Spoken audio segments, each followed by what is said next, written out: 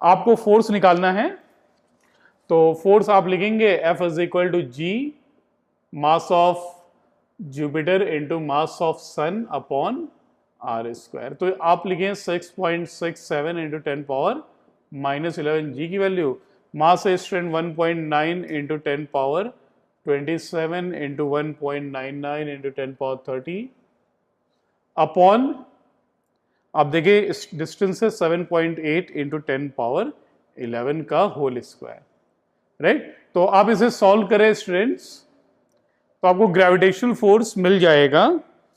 आप सॉल्व करेंगे 4.145 into 10 to the power 23 newton, right. अब देखिए आपसे स्पीड पूछ रहा है, तो ये ग्रेविटेशनल फोर्स ही क्या होगा स्टूडेंट, ग्रेविटेशनल फोर्स ही आपको सेंटीपिटल फोर्स देगा, राइट। तो यही F जो है gravitational force is equal to, आप लिख सकते हैं सेंटीपिटल फोर्स, ग्रेविटेशनल फोर्स जो है आपका,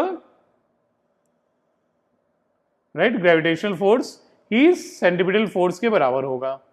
ग्रेविटेशनल फोर्स है आपका F मान लीजिए ये वाला, और सेंटीपिटल फोर्स होता है mv स्क्वायर बाई आर।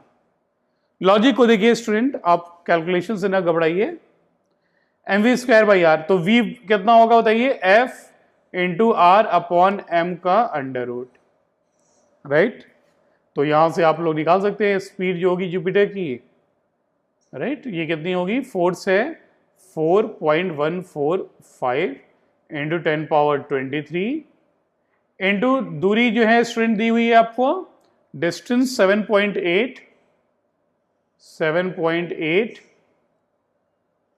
देखिए यहां पर मुझे जगह कम पड़ रहा है, 7.8 इंटू 10 पावर 11 अपॉन मास कितना है स्टूडेंट, मास किसका, आप जो है सेंटीपिटल मतलब जो रिवॉल्व कर रहा है वो ना, तो मास आप किसका लिखेंगे, जुपिटर का, मास of Jupiter, velocity of Jupiter, ठीक है। तो मास जो है जुपिटर का कितना है बताइए, 1.9 into 10 to the power 27, right. तो ये आपका वेलोसिटी होगी स्टूडेंट।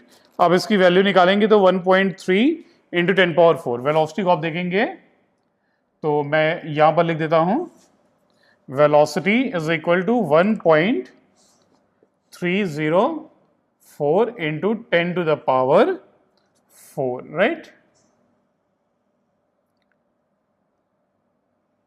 मीटर पर सेकेंड। आप कैलकुलेशन से न डरे, इस क्वेश्चन में कैलकुलेशन थोड़ा ज्यादा हो गया है, अदरवाइज एग्जाम में इतने जो है कैलकुलेशन आएंगे नहीं स्टूडेंट, आसानी से कट जाने वाले कैलकुलेशंस आएंगे, राइट।